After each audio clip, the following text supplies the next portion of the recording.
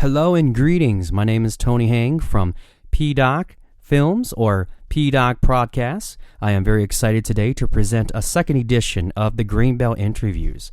Today we have an awesome pleasure of interviewing with Joe Nemelka from Utah. Today we're going to learn a little bit about who he is, his family of birds, get some secrets, and all that good stuff. So please hang on tight. Let's get Joe Nemelka on the line.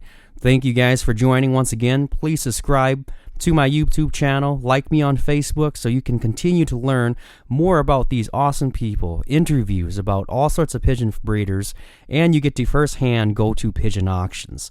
Once again, Pdoc Films, Pdoc Podcasts, please like and subscribe. Well, let's get Mr. Joe on the line. All right, hey Joe, are you there? Hey Tony, I'm here, yes. Hey, how you doing tonight? I'm doing well, thank you. Hey, Joe, I'm so excited to have you here today. It's been a pleasure. I've heard about you. I read articles about you.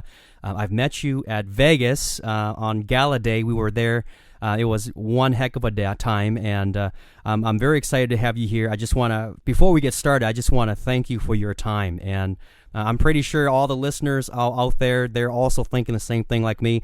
What are we going to learn about Joe today? So I'm very excited. Thank you for your time, Joe. Well, Tony, thank you. You're too kind, and it was great to meet you out there at the Gala. I look forward to meeting you at the Grainbelt, so we look forward to reconnecting. Man, that's it's going to be so cool. And once again, everybody, if you guys can make it to the Grainbelt, it's definitely the place to be. Not only that, I will be there live to do little interviews and show you guys live all the birds that Joel has sent and all the other breeders as well. But enough talk about the Grainbelt. Let's talk about Joe. Who is Joe Nemelka? Can you, Joe? Can you explain to us how you got started into pigeons and a little bit about you, your family, where you're from, and get the viewers to understand a little bit about Joe? Sure. So I'm from Utah originally. And I actually started in pigeons. Well, I'm from Utah and currently back in Utah. I kind of moved around the country, actually around the world in my professional life, but you don't want to hear about that. We want to talk pigeons. I got into pigeons in 1982. I was 13 years old, and actually it's kind of a funny story. My dad had racing pigeons when I was really little, like 1 and 2 years old, and I don't remember it, but my parents told me that I used to love to go hang out in the pigeon coop with them. But anyway, in 1982, I actually was digging in some old boxes in our garage, and I found an old box of my dad's pigeon stuff, the old racing pigeon bulletins and some trophies and some of his old diplomas and some of his old breeding books. And I found a book called Pigeon Fly Home. And so I actually read it, and it really had an impact. And I don't know, maybe some of the older flyers will remember that book. And I said, Dad, I want to get pigeons. And he basically said, done. And he built me a little loft, and we got my first group of pigeons in 1982. And I raced my first youngbird season that year. And I had them for about 10 years. And then I went to law school in the Midwest, and like I said, my professional life took my wife and I my family. We moved around quite a bit, so I wasn't able to have pigeons. And then when I moved back to Utah from London in 2002, I decided I was getting back into pigeons, and so I've been back in since 2002, so about 17 years. Now, Joe, what was your dad's name? Now, did he fly in a club as well, locally there? He did. He flew in the old Salt Lake Wings Club, and some of the Joneses and a few others from Utah remember that the club. It's actually still around as far as I know. But I never remembered my dad flying pigeons. Like I said, he quit flying when I was probably 1 or 2 years old. And but again, I found his old box of stuff, and that's what sparked my interest and gave me, as I say, the pigeon bug, and that's what got me into pigeons. And it's been a hobby and a passion and something I've loved ever since. Now, when you were doing that, and I'm pretty sure when you did that, it ignited a little fire within your dad's heart. Did it become like a son and father type of thing, or? It wasn't actually. Even though my dad was extremely supportive, he actually, pigeons were my thing, and he, again, very supportive, helped me train. We talked about breeding. He taught me a lot about conformation, about feeding, about, the care of the birds. But pigeons were really my thing, and that's one thing I respected about my dad is I was the one that was really, really passionate about it. And he never tried to make it his thing. He always supported me, and he had other hobbies and interests at that time. He was huge into racing horses, and so we'd travel around on the horse stuff. But pigeons were my thing. But he was very supportive. Now, you mentioned that early in the year you were doing a lot of club racing, and you said that when you got into your profession, it kind of moved you all over the place, and you came back into birds. Now, are you still currently racing birds from your loft, or what are you actually doing right now with your birds? So, great question. So I I raced in our local club from '82 until 93. And then I got back in 2002, and I raced back in the club from 2002, maybe 2003. I can't remember my first Youngbird season when I moved back from London, until 2013. And in 2013, I actually was started a new company and a new job, and required quite a bit of travel. So now I'm back on the road quite a bit. And so since that time, I've only been playing in the one loft game. I actually, if people press the issue, they think I'm all about the one loft game, and I really do enjoy it. But my favorite pigeon racing is club racing. There's just nothing like, competing with friends in your club and trying to win and watching those birds come home on race day. So I do look forward to getting back into club racing when my professional life settles down a little bit. So so the last 6 years, it's been exclusively one loft racing, but prior to that, it's always been club racing.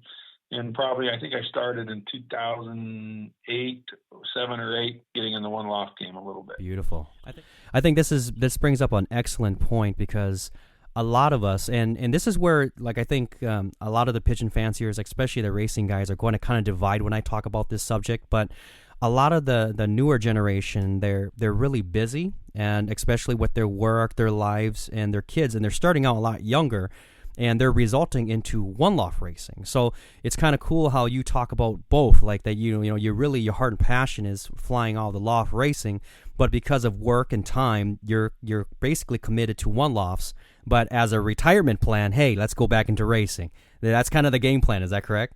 That is correct. That's the game plan, and it's interesting. I have 5 children, and boy, I'll tell you, when going through athletics and other activities and different things with my kids when they were younger, I have 2 that are in high school now. The other ones are out, and I don't know how I would have done it without electronic clocking at home. I mean, I look back when I think it was 1993.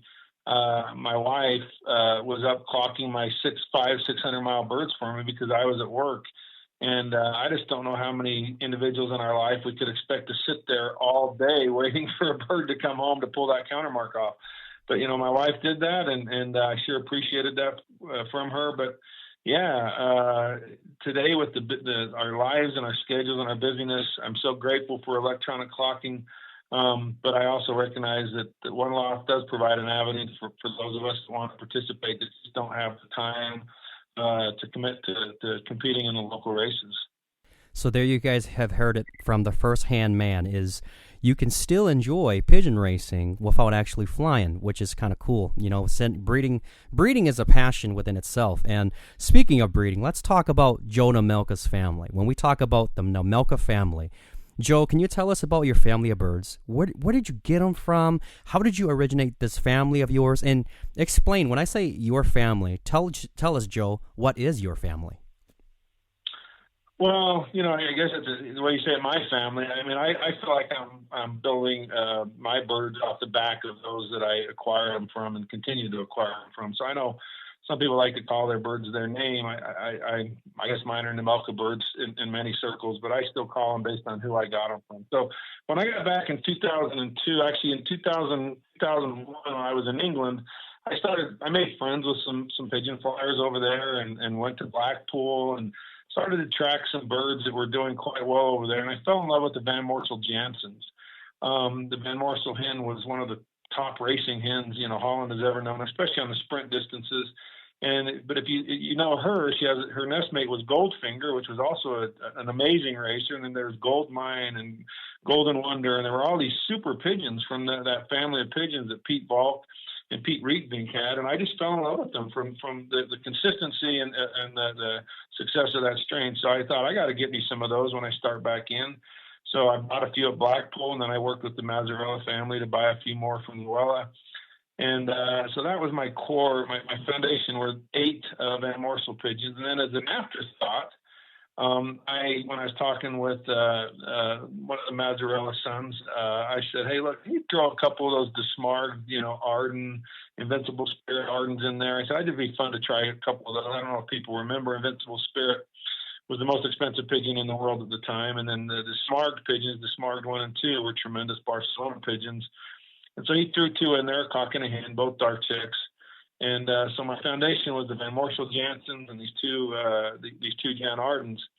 And I was really fortunate. I think 5 of those 8 Van Morsel Jansons were very good breeders, and a couple of them were amazing breeders. But the best breeder of the bunch was the Arden hen. And the Arden hen, I paid $100 for. As I said, afterthought, threw her in, and I kind of threw her on a cock bird, and she bred a couple nice birds. And I thought, okay. And I started then figuring out who she made it best with, and I mean, just tremendous. In fact, my foundation today is still down from the Van Morsel Super Klein Lickday, which is one of the Van Morsel Jansons I got, and then the Arden hen. Most of my birds still have a significant amount of that in, and I've had a hard time finding any other birds that compete with that. So that was my foundation. And then since then I've added, some Gabby birds, some Koopman birds, some Chris de Bacher Gabby birds. I've added some Johann de Belzer birds. And then I really struck gold by developing a relationship with Florian Hendricks. First started talking with him about 10 years ago. I followed his success in Holland, and I would consider him a good friend, somebody that I've gotten to know, and we stay in touch. And he's given me a couple birds that have had a tremendous impact on my loft. And his are typically Gabby pigeons with the little humans and Gabby. That's typically what he has in his loft, and I've been very, very fortunate there as well. Now, Joe, I know a little bit about you, from the studying and the reading, and because we've talked in this several years. I understand that you are a small loft kind of guy, right? You don't have a lot of birds. Is that correct? That's true. I've always believed I want quality over quality. Quality over quantity. I said that wrong. Let me say it again: quality over quantity. I don't like to have a lot of pigeons around. It makes having pigeons a lot less fun for me. When I walk into a loft and there's just birds in every corner, I don't know what it is. I just have a visceral reaction, like, ugh. And I like walking into a pen, and, it's plenty of space for 4 or 8 or 20 pigeons if it's your young bird team. So I always had a small team of old birds. When I flew widowhood, 15 to 18 old birds, and then young birds I'd try to have, 50 to 60 to start with, and usually you end up, racing with 40, and then you end the season with 20 to 25. But yeah, I've always tried to have 12 to 16 pair of breeders, and it's really important to me on multiple levels to really focus on quality and play the percentages. That's one thing I always emphasize to people: play the percentages. See the birds that produce out of turn winners, not the ones that'll produce one every 3 seasons. And people know I'm really into analytics and data, and that's part of probably my legal profession as well as my business profession. I just think, look at the data. Let that drive your decisions. Get out of the emotional side of looking at pedigrees and looking at, famous names or brands or, how much you paid. Look at the data and let that drive your decisions. And I think that's effective both in pigeons as well as in life. And if you do that, I think you can be successful with the small loft, and that's what I try to do. Now, speaking of small loft, I know that through time you don't really bring a lot of birds in, but when you do, and I know you're strict, do you have like a strict quarantine process? And I'm speaking about this subject because there's a lot of us that actually have small lofts, and we kind of we have the same kind of philosophy as Joe, which is a small loft breeder. Now, can you tell us when you're bringing in birds? I mean, do you have a strict quarantine process, especially when you're sending one loft birds out? Do you have any tricks or anything like that?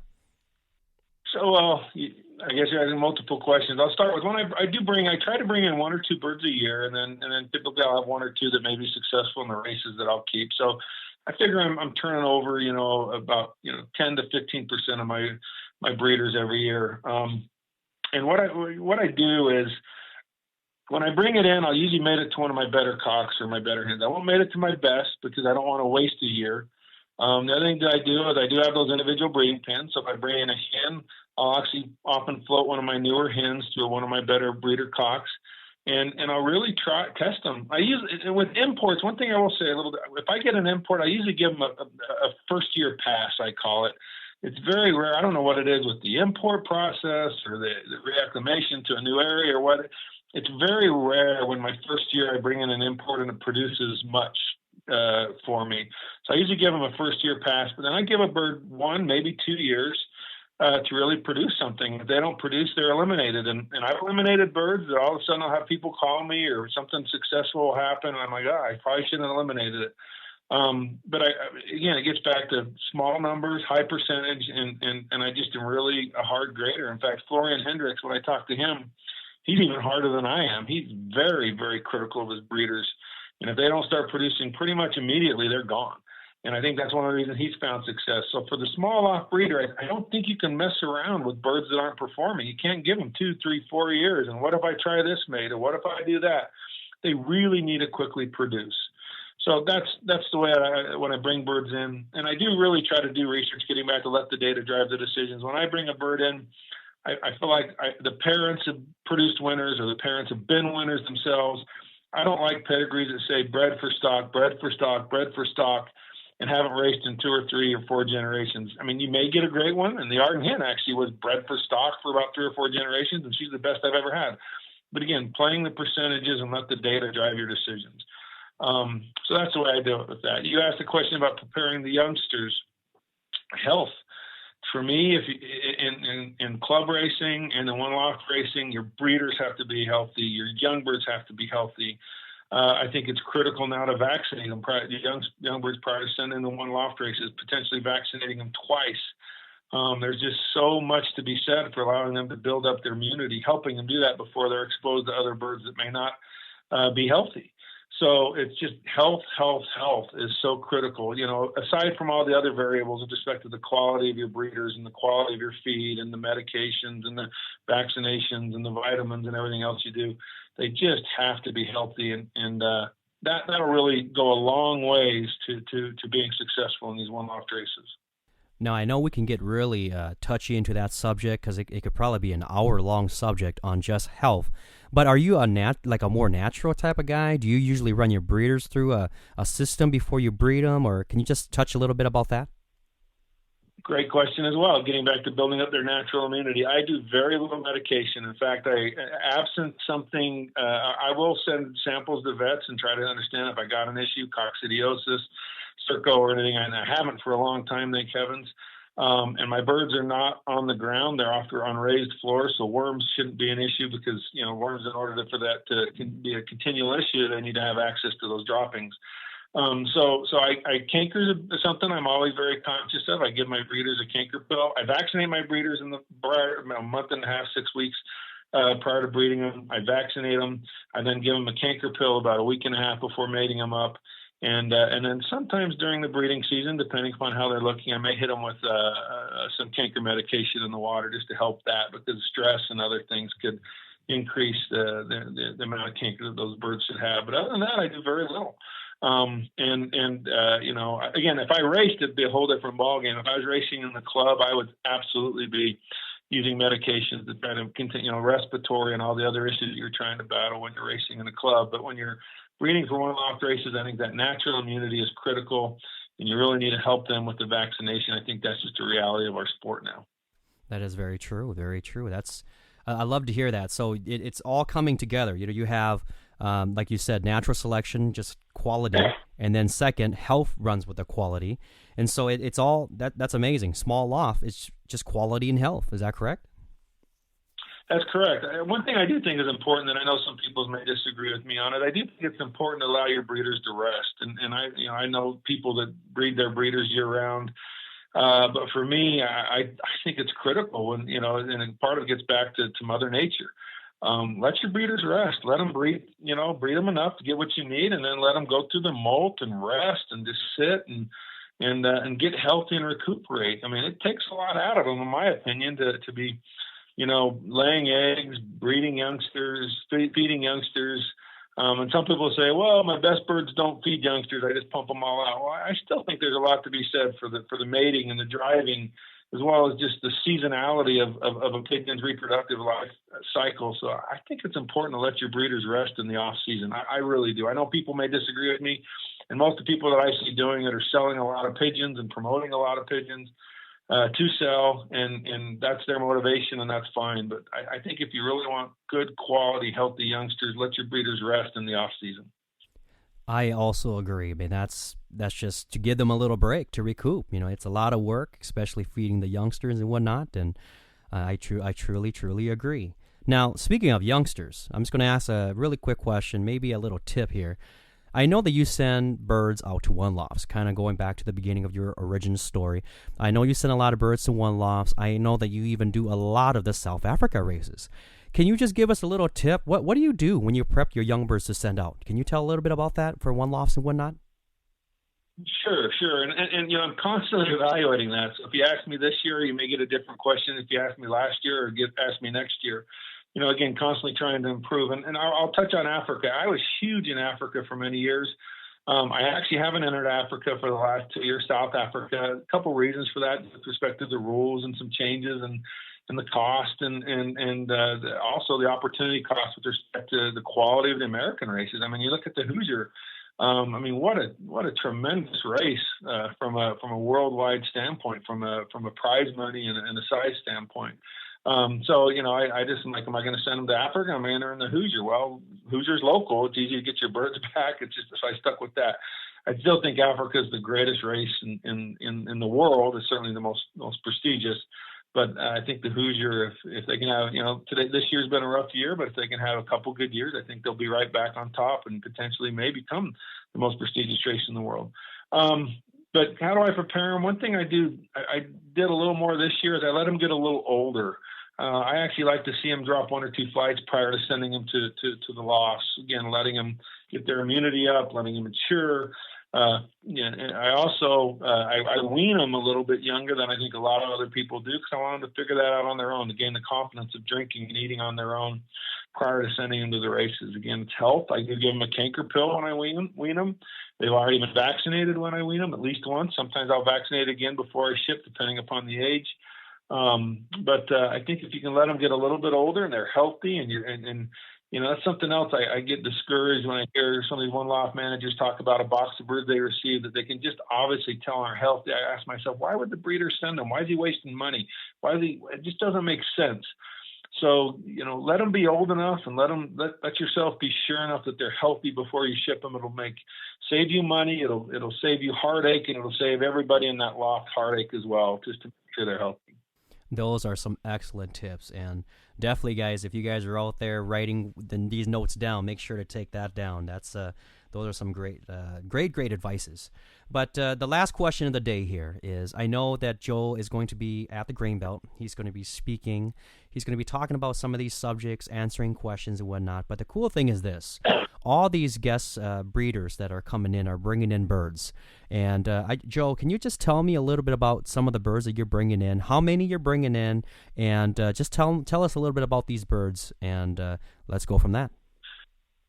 Sure. First of all, I'm sending 8.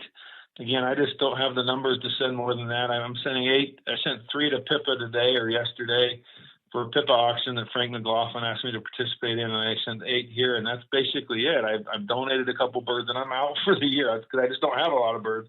If I get a few back from one loft races, maybe I'll be able to donate a few more, maybe sell a few more. But the ones that I put in the Grainbelt auction, commitment I made to the organizers of that I'd send my best, and I did. Florian has kind of built a brand name, and I've got 2 children of Florian. I mean, Florian's bred hundreds of thousands of dollars worth of winners for me, and he's getting up there for a few others. And what's especially exciting for me with Florian is is the way that he's passing that on. I'm on my fourth generation of winners with Florian and his children, and so every generation seems to be really doing well. I'm also giving some that one of them I had a really hard time selling off of Klein Champion, who was my last direct son of the Super Klein Lichte Cock and the Arden Hen. He's a 2007, so he's 12. He's about done. He's my first bird, in fact, in the Hoosier, 44th on the 220 was out of Klein Champion. So he's still doing it. 2007, he bred the first ace champion in the California Classic, one of the biggest races in the country. So he's old, but he still breeds winners, and he's still breeding breeders that breed winners. The Arden 2 Hen, which is an inbred daughter of the Grand Hen, also a granddaughter, breeding this tremendous amount of winners. So truly my best, and as you can see, they're pretty concentrated. There's a couple out there. I have a bird off of a Greek hen that I had. I actually sent it back to John that bred well for me and bred a couple winners. I put the daughter in there. So a couple combinations between some of my good stuff, but I actually really feel like I have a pretty concentrated family of birds that I try to bring a couple into to feed in and improve. But you'll just see it's most of my base stuff, Florian combined with the morsel and the Arden stuff, and that's been tremendous for me. So, one thing I will say too is the pictures are beautiful. Some people feel great about, seeing those Photoshop pictures. Some people like to see more natural pictures. I'll tell you that these pigeons are all great pigeons. The Photoshops are not making them look any better or any worse than they really are. They're just really nice pigeons. I try to, like I said, pick my best. I actually pulled one out that was a child of Florian because I just didn't think it was of the standard, both the way it handled and as I would hoped it would be. And so, these were selected. These weren't just sent. Well, Joe, I'm so excited. I can't wait to see them. I can't wait to go down there and handle them. And everybody, if you guys want to learn a little bit more about these pigeons, the pedigrees are actually posted on omahagrainbelt.com. They're going to be going on newipigeon.com as well, so you can see the pictures. But like Joe said, they're just pictures. The actual birds are, I guarantee you, they're going to be nice birds. We're going to get a first hand when we get to go there. When I go to Omaha in the next week here, I'm going to get a first hand video of all these birds. If there's any further questions, you can definitely contact me or Carter or anyone at Omaha, and Joe is going to definitely be there to answer any further questions. But guys, we're talking about eight top birds from a gentleman that doesn't keep a lot of birds. So these are going to be some top picked birds. And Joe, just before I let you go here, would there be any? Can you give our listeners a beginner's tip? If you're going to give one tip to a new beginning guy that's coming out in this racing pigeon sport, what would it be, Joe? That's one tip. I can give about 6. The one thing that I would do is find people you can trust. Associate with people that you can trust. There's so many people out there that want to sell pigeons, and there's so many people that have opinions and advice. Much of it's good, but some of it's not so good. It's critical if you're going to find success to find someone that you can trust. I think everybody who is successful will have somebody that they were able to develop a relationship with that they could trust. That thinks similar to them, that gives them honest advice, that isn't just trying to sell them pigeons or make a name for themselves. Find someone you can trust, and if you can do that, I think you're a lot further along in enjoying the pigeon game. Well, Joe, it's been a pleasure speaking to you tonight. Once again, Joel will be present at Omaha Grainbelt. And so if you guys have your questions, write them down. It'll be a great time to interview Joe when he's there, grab him a couple drinks, and definitely talk pigeons. Well, Joe, I'm going to let you go here tonight. I just want to once again give you a great thank you from me to you, and I appreciate your time. It was a great learning experience for me, and I hope it was for everybody else.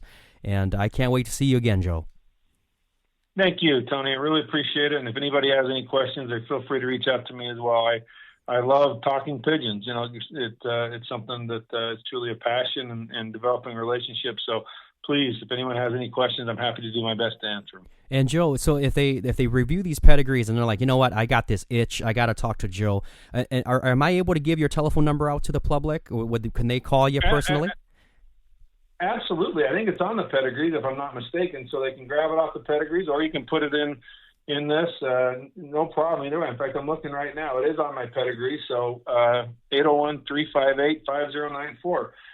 Be sensitive that I do work. I do have a life, and if I don't answer, I'll answer when I can. The best thing to do would be to text me before, and I'll be happy to call you back when I have some time. Well, you guys have heard it firsthand from Pdoc. Once again, Joe, you have a good night. Thank you so much for your time, and I'll see you at Omaha Grainbelt. Thank you, Joe. Thanks, Tony. Appreciate it. Thank you, everyone. Take care. Well, guys, you guys have heard firsthand from Joe Nemelka, a one-loft competitor, a club-loving type of guy, someone that doesn't really keep a lot of birds. It's kind of unique. I think a lot of people, when we look at the overall pigeon sport, we think we got to have many of them. But Joe is saying, no, you don't. It's all about quality over quantity. And guys, once again, it's been a pleasure tonight talking to everybody from all around the world. My name is Tony Hang, signing off with Pdoc. Please subscribe to my YouTube channel. Please share this documentary, and also find me on Facebook and like my page. Now, the next couple of interviews are going to be coming up soon, so please subscribe as I continue to do these interviews. I got 2 more to go, and then we'll be live at the Omaha Grainbelt. Once again, Tony Hang from Pdoc Podcast. We are signing off today. You guys have a great time, America and the world.